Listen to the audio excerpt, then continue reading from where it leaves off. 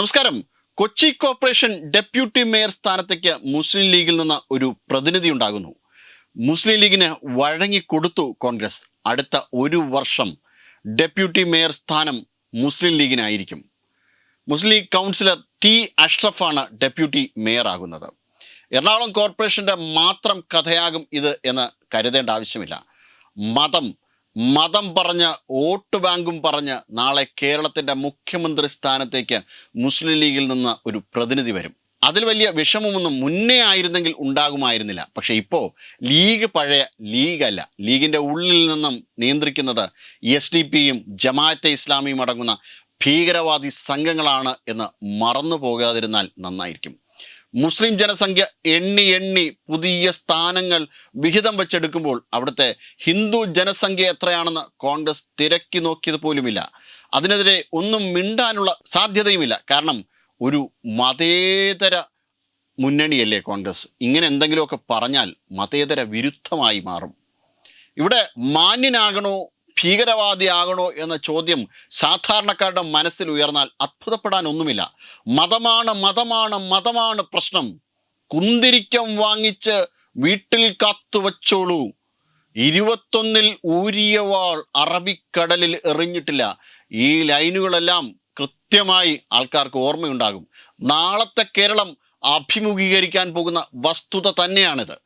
ഇത്തരത്തിൽ ഈ രീതിയിലാണ് കാര്യങ്ങൾ മുന്നോട്ട് പോകുന്നതെങ്കിൽ കാര്യങ്ങൾ അതിവിദൂരമല്ലാത്ത ഭാവിയിൽ നമുക്ക് നേരിടേണ്ടി വരും എന്ന രീതിയിലാണ് കാര്യങ്ങൾ പോകുന്നത്. കാര്യങ്ങൾ ഇനിയും നിയന്ത്രിച്ചില്ലെങ്കിൽ കൈവിട്ടു പോകുന്ന ഒരു അവസ്ഥയിലേക്ക് കാര്യങ്ങൾ മാറും, വിഷയങ്ങൾ മാറും എന്ന് ഉറപ്പാണ്. ഇത്തരം ആൾക്കാരെ പരമാവധി അധികാര സ്ഥാനത്തിലേക്ക് എത്തിക്കുവാൻ വേണ്ടിയിട്ട് ജമാഅത്തെ ഇസ്ലാമിയുടെ പേന പടവാളായിട്ട് ആക്കിക്കൊണ്ട് ശ്യാംലാലിനെ പോലുള്ള, സണ്ണി കപ്പിക്കാടിനെ പോലുള്ള ആൾക്കാരെ നിരന്തരം ഈ തീവ്രവാദ നിലപാടുകളുമായിട്ട് അയച്ചുകൊണ്ടേയിരിക്കുന്നു ജമാഅത്തെ ഇസ്ലാമി. ആ രീതിയിൽ ആണ് ഇപ്പോൾ കാര്യങ്ങൾ മുന്നോട്ട് പോകുന്നത്. അതായത് ഭീകരവാദികളെ പിന്തുണയ്ക്കാൻ വേണ്ടിയിട്ട് നിഷ്പക്ഷരെന്ന് നടിക്കുന്ന ആൾക്കാർ ഒരു ഭാഗത്ത്, മതേതര പ്രസ്ഥാനം എന്ന് പറഞ്ഞുകൊണ്ട് മതവർഗീയതയ്ക്കും മത തീവ്രവാദത്തിനും മുന്നിൽ അടിയറവ് പറഞ്ഞുകൊണ്ട് കോൺഗ്രസും മുന്നോട്ട് പോകുമ്പോൾ, ഇത്തരത്തിൽ സമീപഭാവിയിൽ തന്നെ ഇങ്ങനെ ഉള്ള വിഷയങ്ങളിലേക്ക് കേരളം മാറുമ്പോൾ നാം എവിടെയാണ് രക്ഷ നേടുന്നത്?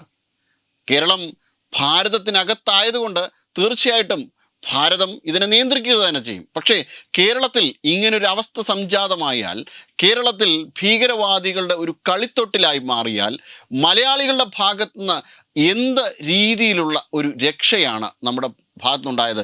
കോൺഗ്രസ് അധികാരത്തിൽ വരുന്ന പക്ഷം, മറ്റേതെങ്കിലും രാഷ്ട്രീയ കക്ഷികൾ, തീർച്ചയായിട്ടും ദേശീയതയെ ഊന്നി നിൽക്കുന്ന രാഷ്ട്രീയ കക്ഷികൾ അധികാരത്തിൽ വന്നാൽ ഇതിൽ ഇങ്ങനൊരു പ്രശ്നങ്ങളൊന്നും ഉണ്ടായില്ല. പക്ഷേ ഇപ്പോഴത്തെ സാഹചര്യത്തിൽ കോൺഗ്രസ് അധികാരത്തിൽ വരികയാണെങ്കിൽ ഉള്ള അവസ്ഥയെക്കുറിച്ച് നാം ഇരുത്തി ചിന്തിക്കേണ്ടതുണ്ട്. ഈ രീതിയിലാണ് കാര്യങ്ങൾ മുന്നോട്ട് പോകുന്നതെങ്കിൽ ശരിയായ അളവിൽ കാര്യങ്ങൾ സംഭവിക്കില്ല എന്ന ഉറപ്പാണ്. ബംഗ്ലാദേശിൽ ഷെരീഫ് ഉസ്മാൻ ഹാദിമാർ കൊല്ലപ്പെടുമ്പോൾ പോലും അവിടെ അത്തരം ഭീകരവാദികൾക്ക് പിന്തുണയായി പോലും കേരളത്തിൽ നിന്ന് മാധ്യമങ്ങൾ പ്രവർത്തിക്കുന്നു. അവരെ മാക്സിമം പരമാവധി വെള്ളപൂശുന്നു. അഫ്സൽ ഗുരുമാർക്ക് കീജയ് വിളിക്കുവാൻ വേണ്ടിയിട്ട് കേരളത്തിൽ നിന്ന് ആൾക്കാരുണ്ടാകുന്നു. അവരെ പിന്തുണയ്ക്കാൻ വേണ്ടിയിട്ട് ആൾക്കാരുണ്ടാകുന്നു. കോൺഗ്രസ് മറന്നു പോകാതിരുന്നാൽ കൊള്ളാം ഇത്തരം നീക്കങ്ങളൊക്കെയും. വെബ് ഡെസ്ക് തത്വമൈ ന്യൂസ്.